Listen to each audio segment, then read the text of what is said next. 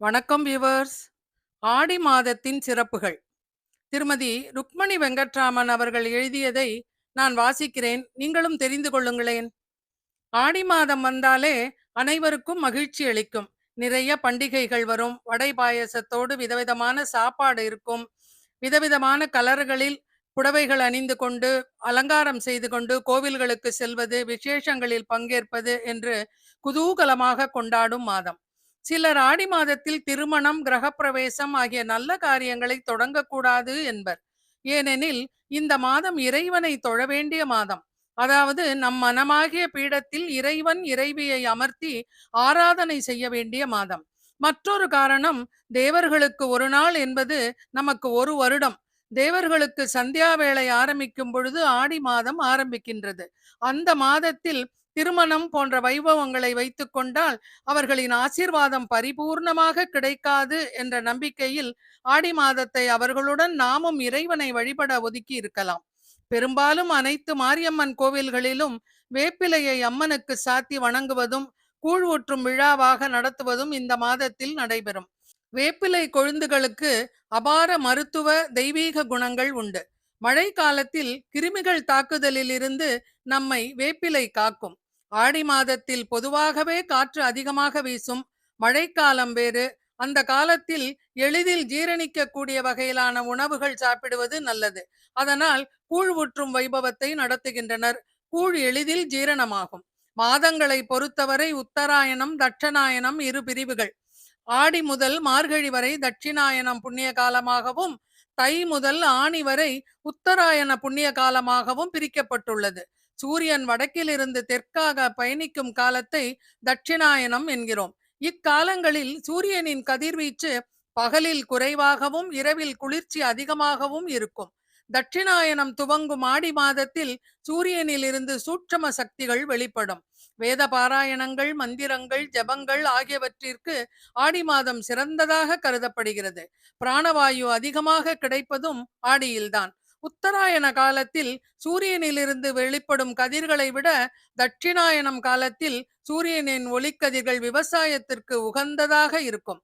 அதனால்தான் ஆடிப்பட்டம் தேடி விதை என்று நம் முன்னோர்கள் கூறியுள்ளனர். மேலும் மழை பெய்து விதை விதைக்க ஏற்றதாக இருக்கும்.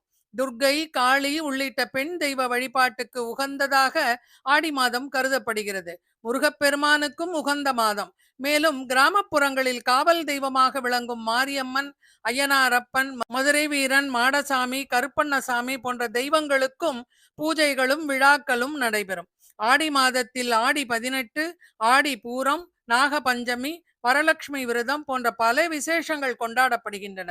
அதிலும் மிக சிறப்பானது ஆடிப்பூரம். ஆடிப்பூரம் அம்பாளுக்கு உகந்த நாள். அன்றுதான் உமாதேவியார் தோன்றியதாக கூறப்படுகிறது. உலக மக்களை காக்க சக்தியாக அம்பாள் உருவெடுத்து வந்தாள். சித்தர்களும் யோகிகளும் இந்த நாளில் தவத்தை துவக்குவதாக புராணங்கள் கூறுகின்றன. அம்மனுக்கு நடத்தப்படும் வளைகாப்பு திருவிழா ஆடிப்பூரமாகும். அனைத்து உலகத்தையும் படைத்தும் காத்தும் கறந்தும் விளையாடும் அகிலாண்ட கோடி அன்னைக்கு மஞ்சள் காப்பு, சந்தன காப்பு, குங்கும காப்பு, வளைகாப்பு நடக்கும் நாள். தாய்மை பேருக்காக தவம் இருக்கும் பெண்கள் அன்னைக்கு வளைகாப்பு நடத்துவதற்காக வளையல்களை வாங்கி கொடுத்து தங்களுக்கும் விரைவில் வளைகாப்பு நடைபெற வேண்டும் என்று வேண்டிக் கொள்வார்கள். வளைகாப்பு முடிந்ததும் அன்னையை அலங்கரித்த வளையல்கள் அனைத்து பெண் பக்தர்களுக்கும் பிரசாதமாக வழங்கப்படும். ஆடிப்பூரம் நாளில் அம்மன் வளைகாப்புக்கு வளையல் வாங்கி கொடுத்தால் புத்திரபாக்கியம் கைகூடும் என்பது நம்பிக்கை. இந்நாளில் தேவி உலகிற்கு விஜயம் செய்து மக்களுக்கு அருள் புரிவாள் என்று நம்பப்படுகிறது. வெள்ளிக்கிழமை அன்று வரும் ஆடிப்பூரம் மிகவும் சிறப்பு வாய்ந்ததாக கருதப்படுகிறது. எம்பெருமானின் பல்வேறு அம்சங்களான சங்கு, சக்கரம், வில், கதை, வாள் போன்ற ஆயுதங்கள் மட்டுமே ஆழ்வார்களாக அவதரித்த தருணத்தில் பூமாதேவியும் ஆடிப்பூர நாளில் ஆண்டாளாக அவதரித்தாள். பூரம் நட்சத்திரம் சுக்கிரனின் ஆதிக்கம் கொண்ட நட்சத்திரம். சுக்கிரனின் தெய்வம் ஸ்ரீரங்கம் ரங்கநாதர். ஆடி பூரத்தில் பிறந்த ஆண்டாள் ஸ்ரீரங்கம் ரங்கநாதரை நேசித்து அவரையே மணந்தாள் போலும். சூடிக் கொடுத்த சுடர்கொடி.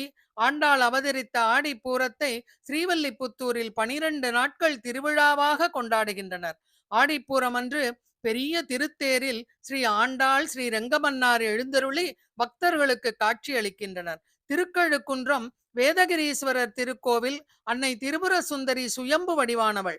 அம்பாள் மூர்த்தம் அஷ்டகந்தகம் உட்பட 8 விதமான நறுமண மூலிகைகளால் உருவாக்கப்பட்டு அருள்பாலிக்கிறார். திரிபுர சுந்தரி அம்பாளுக்கு மார்பில் ஸ்ரீ சக்கர பதக்கம் சார்த்தப்பட்டுள்ளது.